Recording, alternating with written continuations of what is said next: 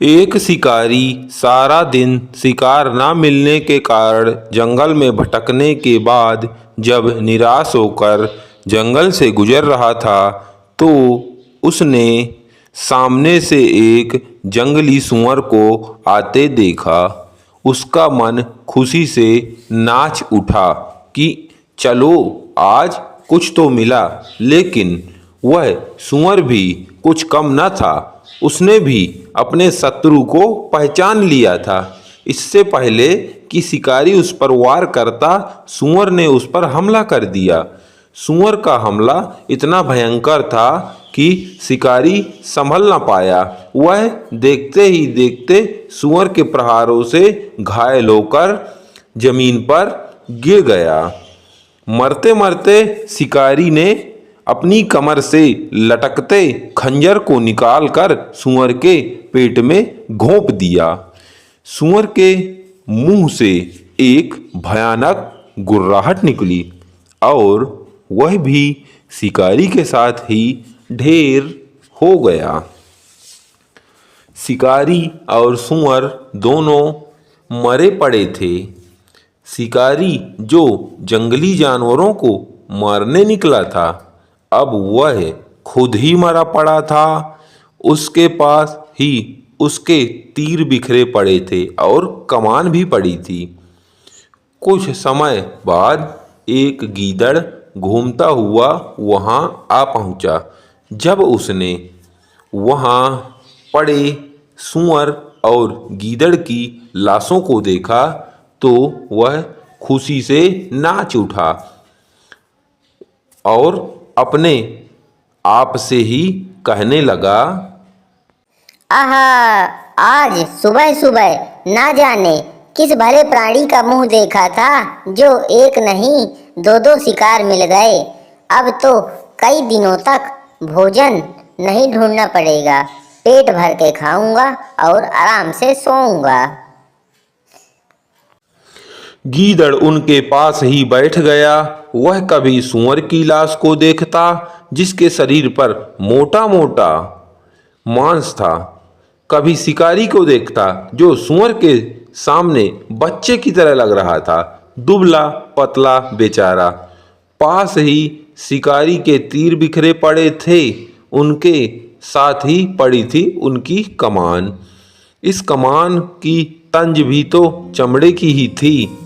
तीन तीन प्रकार का मांस था। वह सोच रहा था कि पहले किसे खाएं किसे ना खाएं। जब किसी के सामने अधिक भोजन पड़ा हो तो उसका मन भी शांत हो जाता है। उसे खाने की भी कोई जल्दबाजी नहीं होती है। वह यही सोचता है कि खाना ही तो है, जब चाहेंगे खा लेंगे। गीदड़ कुछ देर तो इधर उधर घूम कर देखता रहा कि कोई उसका शत्रु तो नहीं आ रहा जो आकर उसके शिकार पर हाथ साफ कर जाए। कमजोर प्राणी तो सदा शक्तिशाली लोगों से डरते ही रहते हैं। यही कारण था कि गीदड़ धड़कते हुए दिल से इधर उधर देख रहा था। फिर वह शिकारी और सूअर की लाशों के पास गया। उसने सूअर के पेट में लगे खंजर को बाहर निकाला और सोचा, क्यों ना मैं पहले इस खंजर के मांस को चाटकर खा लूं। इसका स्वाद देखता हूं कैसा है। अगर इसका स्वाद अच्छा लगेगा तो फिर पूरे सूअर पर मुंह मारता हूं, फिर तो आज मजा ही आ जाएगा। लालची गीदड़ ने जैसे ही उस खंजर पर लगे खून और मांस के टुकड़ों को देखा तो उसके मुंह में पानी आ गया। उसने सोचा, चलो पहले इसे ही खा लेता हूँ। गीदड़ ने तेज खंजर को मुंह में डालकर मांस के टुकड़ों को खाना शुरू किया तो खंजर की नोक टूटकर उसके सांस के साथ ही अंदर चली गई। लालची गीदड़ ने उसे भी मांस समझकर सटकना चाहा तो वह लोहे का टुकड़ा जल्दबाजी में उसके गले में फंस गया, जिससे उसकी सांस रुक गई। वह तड़पने लगा। कुछ देर झटपटाने के बाद उसकी वहीं पर मौत हो गई। सब कुछ धरा का धरा रह गया। बच्चों, इस कहानी से हमें यह शिक्षा मिलती है कि हमें आवश्यकता से ज़्यादा कभी भी लोभ नहीं करना चाहिए। लोभ करने से हमेशा मनुष्य मृत्यु को प्राप्त होता है। ऐसी ही मज़ेदार कार्टून वीडियो को देखने और सुनने के लिए हमारे मैजिक कार्टून चैनल को लाइक करें, सब्सक्राइब करें और अपने दोस्तों में शेयर करें।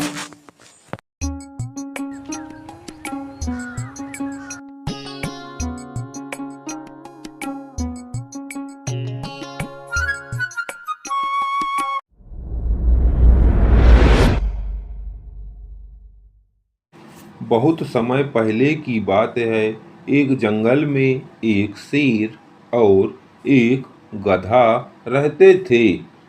शेर जंगल का राजा था और उसे अपने लिए शिकार करने में कोई समस्या नहीं थी। लेकिन धीरे धीरे शेर बूढ़ा हो गया और उसके लिए शिकार करना मुश्किल हो गया।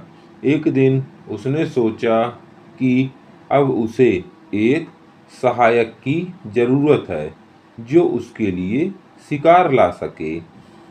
एक दिन शेर ने गधे से दोस्ती कर ली और शेर ने गधे से कहा, तुम मेरे दोस्त बन जाओ और मैं तुम्हें जंगल का सबसे समझदार जानवर बना दूंगा। तुम्हें शिकार नहीं करना पड़ेगा, मैं तुम्हारे लिए सब कुछ लाऊंगा, बस तुम्हें मेरे साथ जंगल में घूमना होगा। गधा यह सुनकर बहुत खुश हुआ और शेर के साथ रहने लगा। कुछ दिनों तक शेर शिकार करके लाता और फिर दोनों लोग बड़े आराम से खाते। कुछ दिनों तक ऐसा चलता रहा। धीरे धीरे समय के साथ साथ शेर जब और बूढ़ा हो गया तो शेर ने कहा, देखो भाई गधे, मुझे शिकार करने में कठिनाई हो रही है, लेकिन अगर तुम अपनी आवाज से कुछ जानवरों को डराकर मेरी तरफ भगाओगी तो मैं उन्हें पकड़ लूंगा और हमें खाना मिल जाएगा। गधा जो शेर को समझदार समझता था वह मान गया। गधा जंगल में जोर जोर से आवाजें निकालने लगा।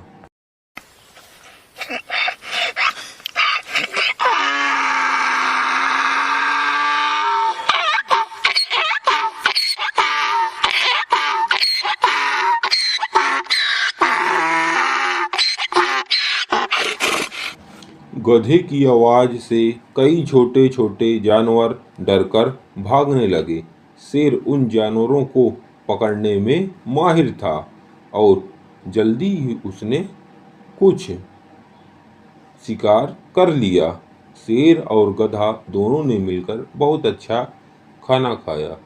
यह देखकर गधा खुद पर बहुत गर्व महसूस करने लगा और उसने अपने मन में सोचा, अरे, मैं तो वास्तव में बुद्धिमान और ताकतवर हूँ।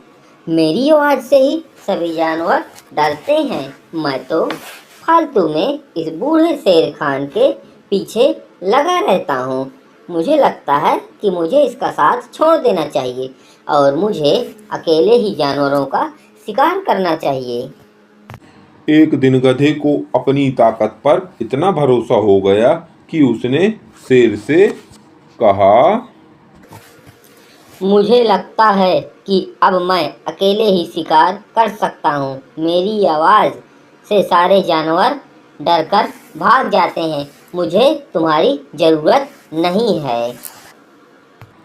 शेर ने गधे की बात सुनकर मन ही मन हंसते हुए गधे से कहा, ठीक है, तुम अकेले ही शिकार करके दिखाओ तो मैं तुम्हें मानूं कि नहीं तुम्हें मेरी ज़रूरत नहीं है।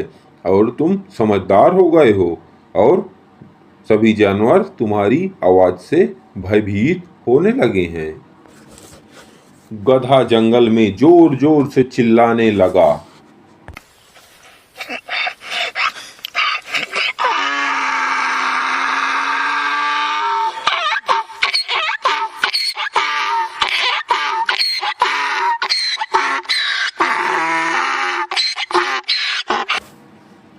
सोचा कि जानवर फिर से भाग जाएंगे, लेकिन इस बार जानवर गधे की आवाज से डरने की बजाय उसकी मूर्खता पर हंसने लगे। धीरे धीरे गधा थक गया, लेकिन एक भी जानवर उसके पास नहीं आया। अब उसे समझ में आया कि उसकी आवाज नहीं बल्कि शेर की ताकत ही उन्हें पकड़ पाती थी।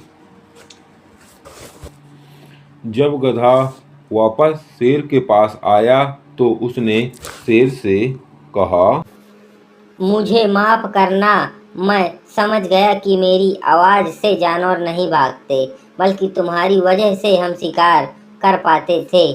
मुझको माफ कर दो शेर, मुझको माफ कर दो। ठीक है, लेकिन याद रखना, बिना किसी की मदद से सिर्फ गर्व और अहंकार से कुछ हासिल नहीं होता। इसलिए गर्व और अहंकार को छोड़ो, मेरे साथ काम पर लग जाओ। प्रिय बच्चों, हमें इस कहानी से यह शिक्षा मिलती है कि अहंकार में आकर कभी भी अपनी क्षमता को बढ़ा चढ़ाकर नहीं देखना चाहिए। वास्तविकता को समझना और दूसरों की मदद को स्वीकार करना महत्वपूर्ण है।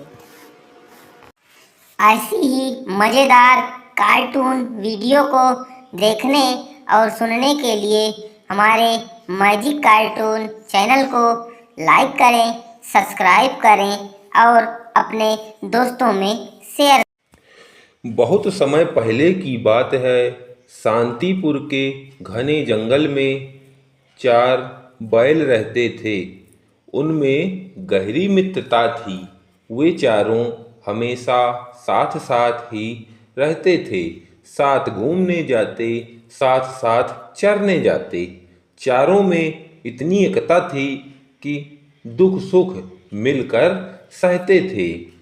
कभी कोई जंगली जानवर उन पर हमला करता तो वे चारों मिलकर उसका सामना करते और उसे मारकर भगा देते। इसी कारण पूरे जंगल में उनका दबदबा था। चीते और बाघ जैसे जानवरों की जो किसी भी प्रकार उनका लजीज और पुष्ट मांस खाने के अभिलाषी थे, भी उन चारों से भिड़ने की हिम्मत ना होती। सियार और लोमड़ी जैसे जानवर अलग राल टपकाते थे। मंथरा लोमड़ी तो हमेशा शेर को भड़काती रहती थी कि किसी भी प्रकार उन चारों बैलों को मारकर खाते हैं, मगर उन चारों का बल और एकता देखकर शेर की भी हिम्मत नहीं होती थी। एक बार लोमड़ी ने अपने खुराफाती दिमाग से उन चारों बैलों में अनबन कर दी। वे एक दूसरे से नाराज हो गए। उस दिन से वे अलग अलग रहने लगे। वे अलग रास्ते से जंगल में चरने जाते। लोमड़ी ने जाकर तुरंत शेर को अपनी इस कामयाबी की सूचना दी। वह स्वयं तो किसी बैल का शिकार कर नहीं सकती थी, मगर उसे पता था कि यदि शेर शिकार करेगा तो उसे भी थोड़ा मांस खाने को मिलेगा। शेर तो बहुत दिनों से इसी ताक में बैठा था। उसने एक एक कर सभी बैलों को मार डाला और उन्हें खा लिया। लोमड़ी ने भी कई दिनों तक खूब छक्कर मांस खाया। बच्चों, इस कहानी से हमें यह शिक्षा मिलती है कि हमें कभी भी किसी के बहकावे में नहीं आना चाहिए, अन्यथा हमारा ही नुकसान है। ऐसी ही मज़ेदार कार्टून वीडियो को देखने और सुनने के लिए हमारे मैजिक कार्टून चैनल को लाइक करें, सब्सक्राइब करें और अपने दोस्तों में शेयर करें।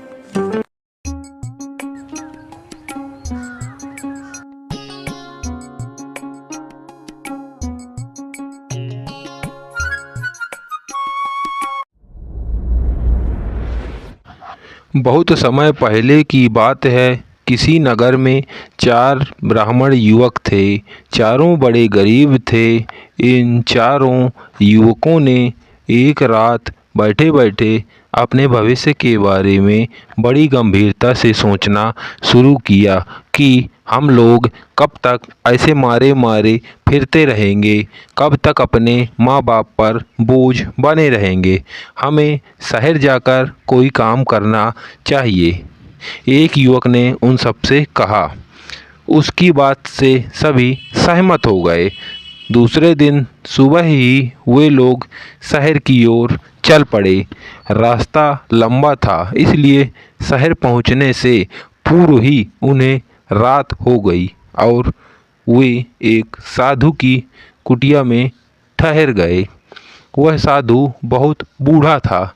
ना जाने कितने वर्षों से वहाँ बैठा तपस्या कर रहा था। उसने अपने तपोबल से उनके भविष्य में सब कुछ जान लिया। उसे उन पर तरस आ गया और वह बोला, बिना परिश्रम के संसार में कुछ नहीं मिलता। मैं तुम्हारे विषय में सब कुछ जान चुका हूँ। चारों युवकों ने हाथ जोड़कर कहा, हे प्रभु, हम पर दया करो महाराज, हम पर दया करो साधु महाराज, और बताइए हम क्या करें। हम वास्तव में चारों बहुत परेशान हैं। आप तो त्रिकालदर्शी हैं। आपने तो सच में पहचान लिया। कृपया करके हमें कोई रास्ता बताइए। देखो, यह 4 मोमबत्तियाँ मैं तुम्हें दे रहा हूँ। इन चारों मोमबत्तियों को लेकर तुम चारों हिमालय पर्वत पर चढ़ना शुरू करो। जिस युवक की मोमबत्ती जिस स्थान पर अपने आप गिर जाए, उसी स्थान को खोदना शुरू कर दो। वहाँ पर तुम्हें एक खजाना मिलेगा। उस खजाने को लेकर तुम मेरे पास वापस आ जाओ। बस इससे आगे मैं तुम्हें बाद में बताऊंगा। साधु की बात मानकर वे चारों युवक अपनी अपनी मोमबत्तियां लेकर हिमालय पर्वत पर चढ़ने लगे। वे चारों बहुत खुश थे, क्योंकि उन्होंने साधु की कृपा से बहुत बड़ा खजाना मिलने वाला था। जैसे ही वे पर्वत की ऊंची चोटी पर पहुँचे तो उनमें से एक के हाथ से मोमबत्ती गिर गई। लो भाई, हो गया कल्याण, अपना काम शुरू करो। उन चारों ने मिलकर उस पर्वत की खुदाई शुरू कर दी।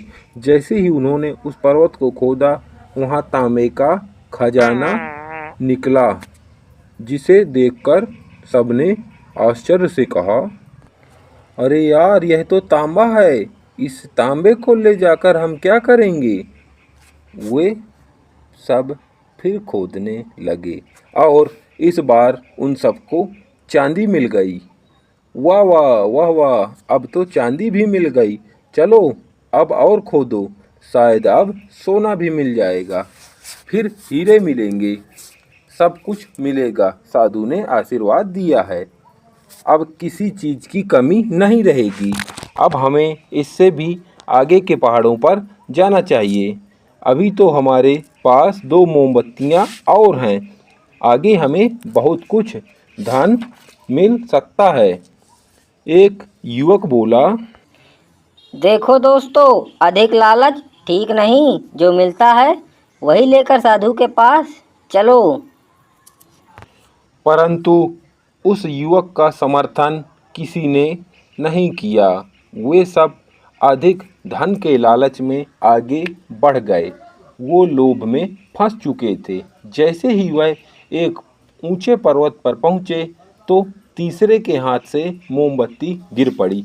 उस स्थान को खोदते खोदते खोदते खोदते खोदते खोदते वे नीचे तक पहुंचे तो वहां से उन्हें सोने का खजाना मिला। तीसरे ने चौथे से कहा, चल भाई, अब हम भी वापस चलते हैं, हमें हमारा खजाना मिल गया। अरे नहीं भैया, अभी तो चौथी मोमबत्ती बाकी है, हमें और आगे चलना चाहिए।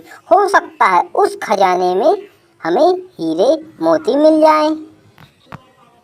नहीं भैया, मैं अब आगे नहीं जाऊंगा, अपने लिए इतना सोना ही काफ़ी है। तुम चाहो तो आगे जा सकते हो। अब मैं अपना खजाना लेकर यहाँ से वापस साधु महाराज के पास जा रहा हूँ।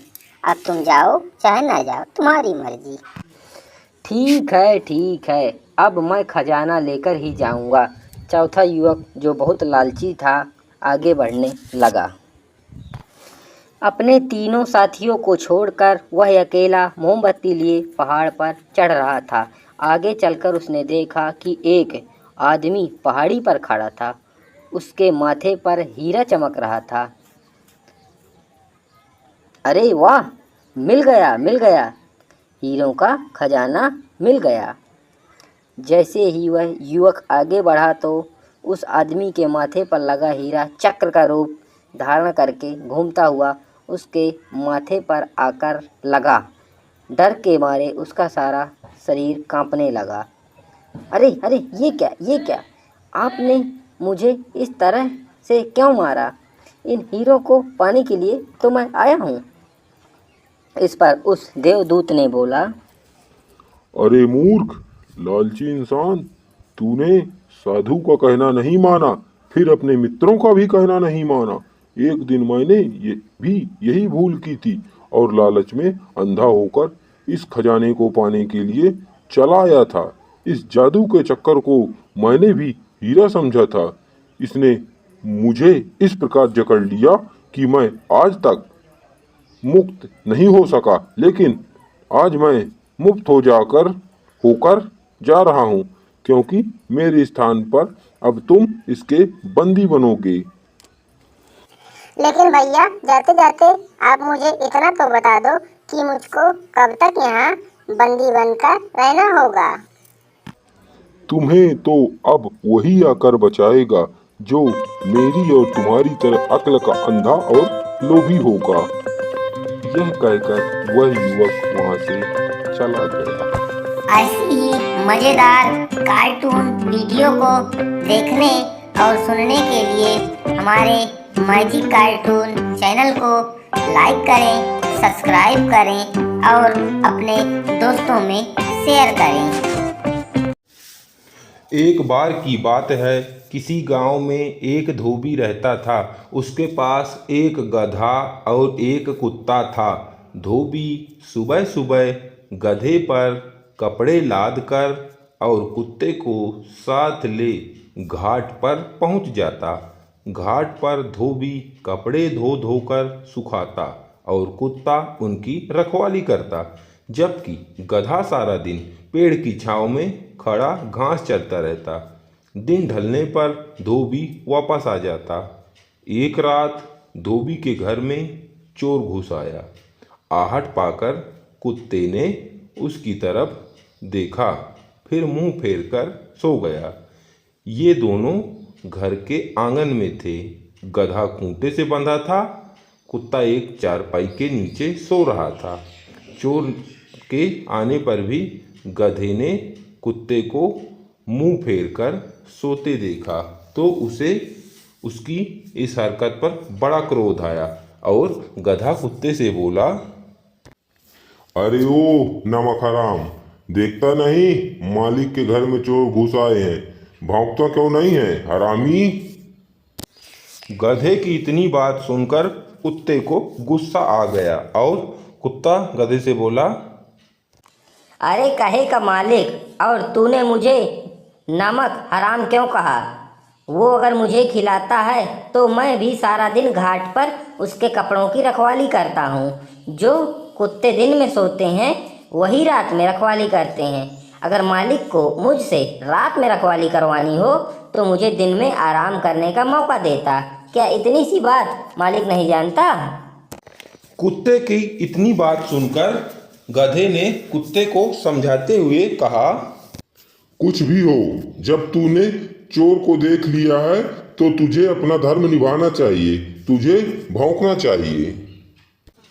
गधा के इतना कहने पर कुत्ते को और ज्यादा गुस्सा आ गया और वह गधे से बोला, मैं भौंकूं या न भौंकूं ये मेरा काम है। तू क्यों परेशान हो रहा है? तू आराम से खड़ा रह और अपने काम से काम रख। कुत्ते की इतनी बात सुनकर गधे को बहुत ज्यादा गुस्सा आ गया और उसने कुत्ते को खड़ी खोटी सुनाना शुरू किया। तू कुत्तों के नाम पर कलंक है, अपने मालिक का घर लुटवाना चाहता है, मगर मैं ऐसा नहीं होने दूंगा। और फिर गधा जोर जोर से ढेंचू ढेंचू करने लगा। कुत्ता आराम से सो गया।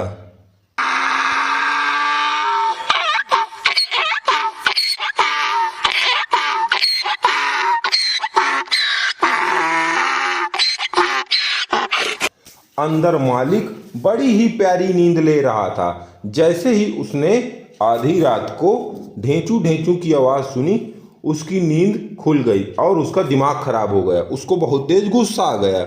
वह तेजी के साथ उठा, कोने में रखा डंडा उठाया और बाहर आकर गधे पर डट गया। उसने गधे को बहुत मारा, मार मार कर अधमरा कर दिया और उसके बाद फिर जाकर मालिक सो गया।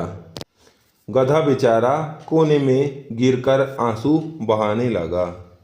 तभी कुत्ता उठकर गधे के पास आया और बोला, कुछ अक्ल आई भाई गधे। बुजुर्गों ने सही कहा है, जिसका काम उसी को साजे, दूजा करे तो डंडा बाजे।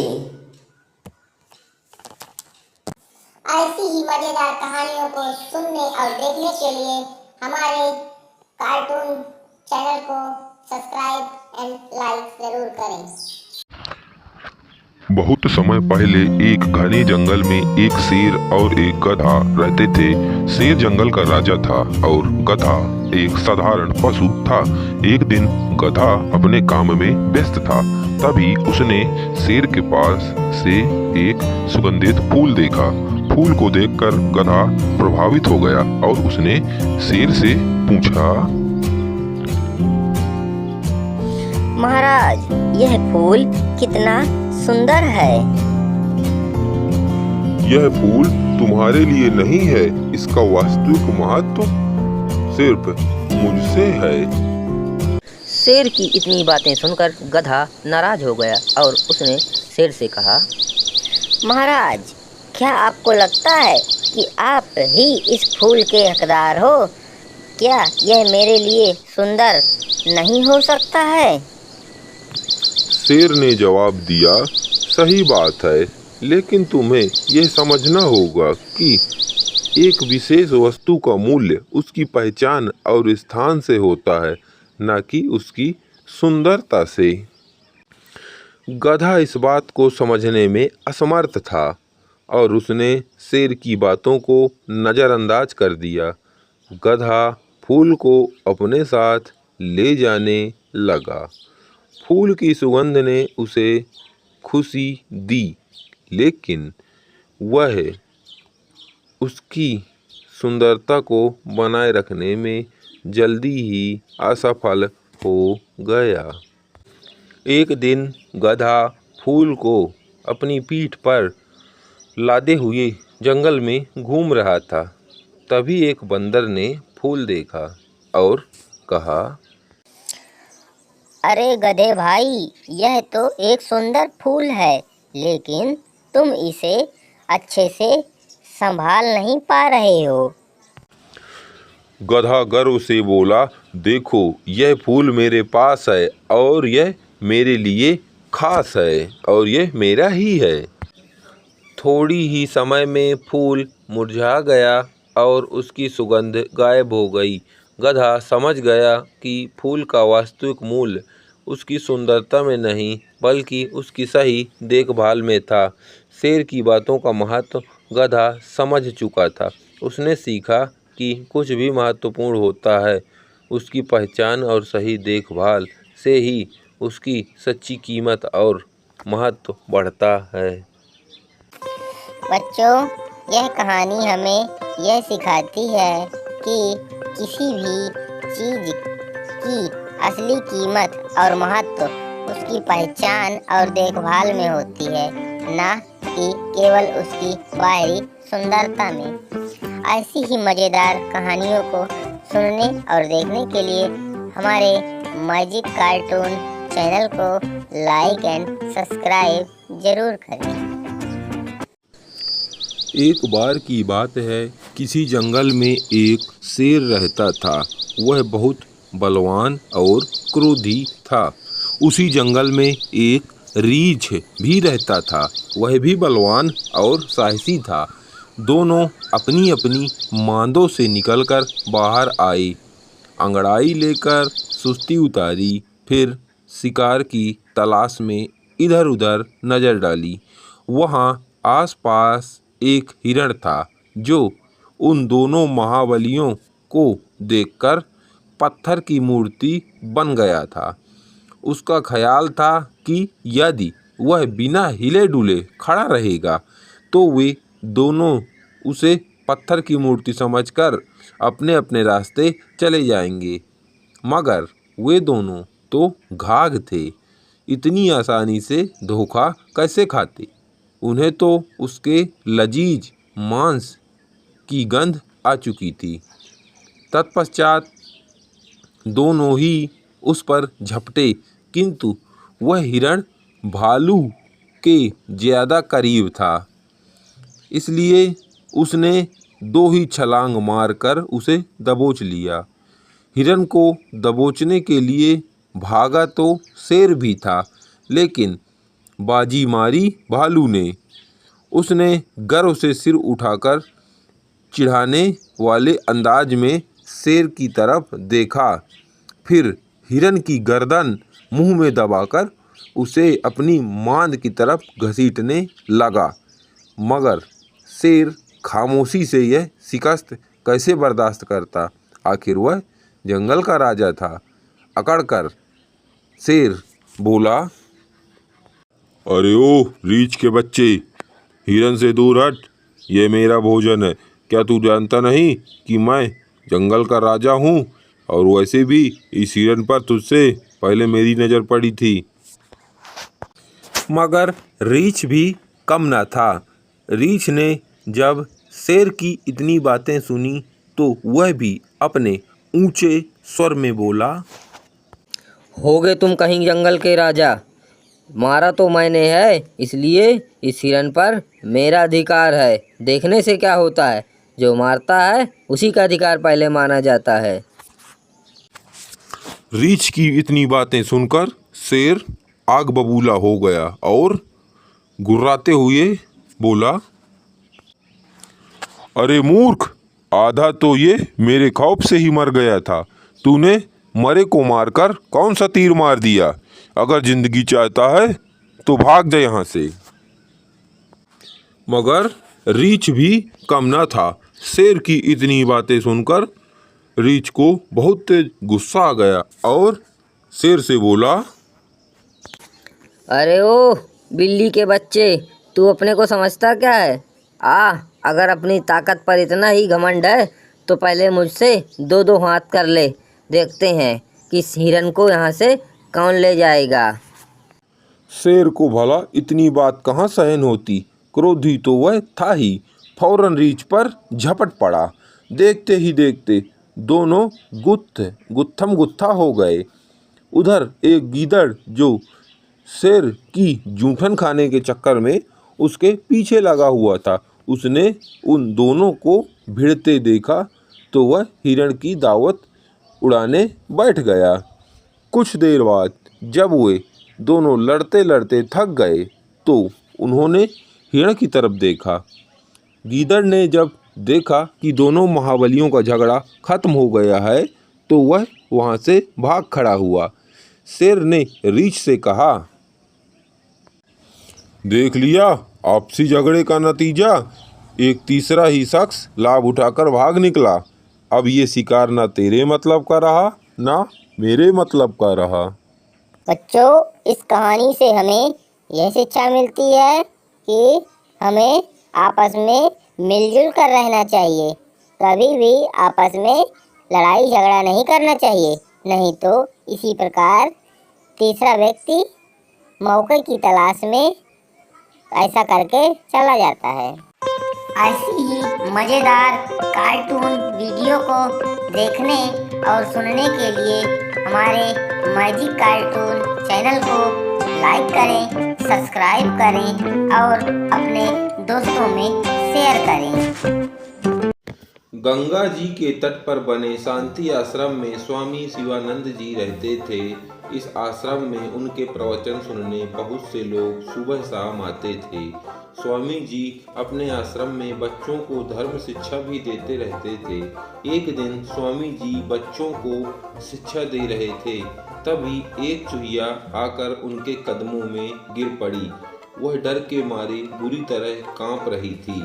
स्वामी जी सदा यही करते थे, शरण में आए प्राणी की रक्षा करनी चाहिए, दुर्बल पर दया करनी चाहिए, यही मानव धर्म है।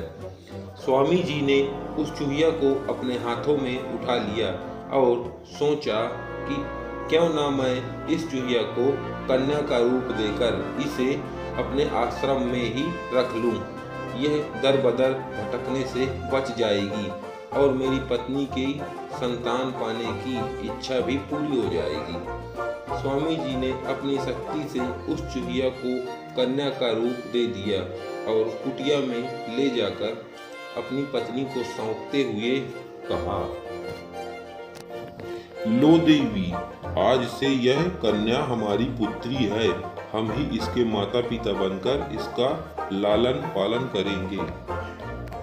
स्वामी जी की पत्नी ऐसी सुंदर कन्या को पाकर बहुत प्रसन्न हो गई। कितने लंबे समय से वह संतान प्राप्त करने के लिए दुखी रहती थी। इस प्रकार से यह कन्या उनके घर में पलने लगी। धीरे धीरे वह बड़ी होने लगी और एक दिन ऐसा भी आया कि वह युवा हो गई। युवा होने पर पति पत्नी ने उस कन्या को अपने पास बुलाकर बड़े प्यार से पूछा, देखो बेटी, अब तुम युवा हो गई हो। अब हम चाहते हैं कि तुम्हारा विवाह कर दें। मेरे आश्रम में एक से एक सुंदर राजकुमार आए हुए हैं। तुम उनमें से किसी एक को पसंद कर लो। बस तुम्हारे पसंद के युवक के साथ हम तुम्हारा विवाह कर देंगे। नहीं पिताजी, मैं आश्रम में पढ़ने वाले किसी भी युवक से शादी नहीं करूंगी। माँ ने बेटी की पीठ पर बड़े प्यार से हाथ फेरा और अपने सीने से लगाते हुए कहा, देखो बेटी, अब तुम युवा हो, अब तुम्हारे विवाह की आयु है, इसलिए तुम्हें किसी न किसी से तो शादी करनी ही होगी। माँ, क्या आप मुझे घर से निकालना चाहती हैं? बेटी ने दुखी मन से अपनी माँ से पूछा। नहीं बेटी, हम ऐसा नहीं सोचते, परंतु जो संसार का नियम है उसका पालन तो स्वयं भगवान विष्णु ने भी किया था। उन्होंने भी लक्ष्मी माँ से शादी की। अब तुम भी अपनी पसंद का वर ढूंढ लो, हम तुम्हारी शादी उसी से कर देंगे। माँ, आप मेरी शादी मेरी पसंद के वर से करोगी ना? हाँ बेटी, एक बार तुम अपनी पसंद बता दो, मैं तुम्हारी शादी उसी से कर दूंगी।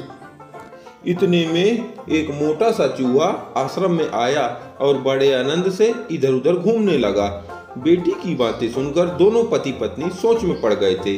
उनकी समझ में यह बात नहीं आ रही थी कि उनकी पुत्री को इन सुंदर और वीर राजकुमारों में से कोई एक भी युवक पसंद क्यों नहीं आ रहा था, जबकि वह इस बात को अच्छी तरह जानती थी कि यह सारे के सारे राजकुमार अपने अपने देश के राजा होने वाले हैं। ऐसा वर किसी भी साधारण कन्या को मिलना नजर आए तो वह खुशी से पागल हो जाएगी। लेकिन यह लड़की तो किसी राजकुमार से शादी करने के लिए तैयार ही नहीं है। कितनी देर तक घर में पूरी शांति रही। माँ बाप तो लड़की के बारे में सोच सोच कर चिंतित हो रहे थे और वह लड़की उस मोटे चूहे के साथ खेलती हुई आनंद ले रही थी। वह उस समय तो माता पिता को भी भूल गई थी। फिर वह बेटी अचानक से बोली, हे मेरे माता पिता, क्या आप वास्तव में ही मेरी शादी करना चाहते हैं? हाँ बेटी हाँ, पर तुम ऐसे क्यों पूछ रही हो? हम लोग तो चिंतित ही हैं कि तुम्हारी शादी कर दें। तो फिर आप इस चूहे से मेरी शादी कर दो। मैं इसके साथ अपना सारा जीवन बिता लूंगी और खुश रहूंगी। बेटी, तुम यह क्या कह रही हो? तुम पागल तो नहीं हो गई हो? इस चूहे से शादी करोगी? तभी मुनिवर ने अपनी पत्नी से कहा, हे प्रिय, दिल छोटा ना करो। मैंने एक चूहिया को मानव कन्या बना दिया था, मगर उसने अपना जाति प्रेम नहीं छोड़ा। अब भूल जाओ कि हमारे भाग्य में कोई कन्या थी। मैं इसे फिर से चूहिया बना देता हूँ, फिर इसकी शादी इस चूहे से कर देंगे। इस प्रकार ये दोनों खुश रहेंगे। ऐसी ही मजेदार कहानियों को सुनने और देखने के लिए हमारे कार्टून चैनल को सब्सक्राइब एंड लाइक जरूर करें।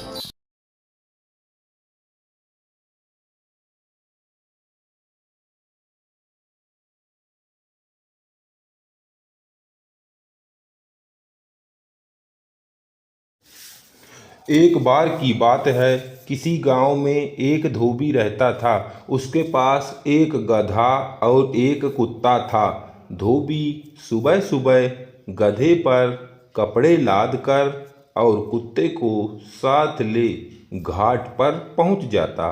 घाट पर धोबी कपड़े धो धोकर सुखाता और कुत्ता उनकी रखवाली करता, जबकि गधा सारा दिन पेड़ की छांव में खड़ा घास चरता रहता। दिन ढलने पर धोबी वापस आ जाता। एक रात धोबी के घर में चोर घुस आया। आहट पाकर कुत्ते ने उसकी तरफ देखा, फिर मुंह फेरकर सो गया। ये दोनों घर के आंगन में थे। गधा खूंटे से बंधा था, कुत्ता एक चारपाई के नीचे सो रहा था। चोर के आने पर भी गधे ने कुत्ते को मुंह फेरकर सोते देखा तो उसे उसकी इस हरकत पर बड़ा क्रोध आया और गधा कुत्ते से बोला, अरे ओ नमक हराम, देखता नहीं मालिक के घर में चोर घुस आए हैं, भौंकता क्यों नहीं है हरामी? गधे की इतनी बात सुनकर कुत्ते को गुस्सा आ गया और कुत्ता गधे से बोला, अरे कहे का मालिक, और तूने मुझे नमक हराम क्यों कहा? वो अगर मुझे खिलाता है तो मैं भी सारा दिन घाट पर उसके कपड़ों की रखवाली करता हूँ। जो कुत्ते दिन में सोते हैं वही रात में रखवाली करते हैं। अगर मालिक को मुझसे रात में रखवाली करवानी हो तो मुझे दिन में आराम करने का मौका देता। क्या इतनी सी बात मालिक नहीं जानता? कुत्ते की इतनी बात सुनकर गधे ने कुत्ते को समझाते हुए कहा, कुछ भी हो, जब तूने चोर को देख लिया है तो तुझे अपना धर्म निभाना चाहिए, तुझे भौंकना चाहिए। गधा के इतना कहने पर कुत्ते को और ज्यादा गुस्सा आ गया और वह गधे से बोला, मैं भौंकूं या न भौंकूं ये मेरा काम है। तू क्यों परेशान हो रहा है? तू आराम से खड़ा रह और अपने काम से काम रख। कुत्ते की इतनी बात सुनकर गधे को बहुत ज्यादा गुस्सा आ गया और उसने कुत्ते को खड़ी खोटी सुनाना शुरू किया। तू कुत्तों के नाम पर कलंक है, अपने मालिक का घर लुटवाना चाहता है, मगर मैं ऐसा नहीं होने दूंगा। और फिर गधा जोर जोर से ढेंचू ढेंचू करने लगा। कुत्ता आराम से सो गया।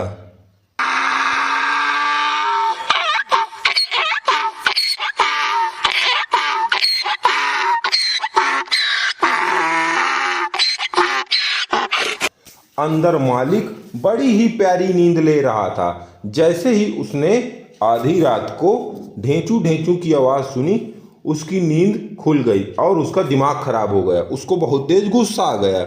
वह तेजी के साथ उठा, कोने में रखा डंडा उठाया और बाहर आकर गधे पर डट गया।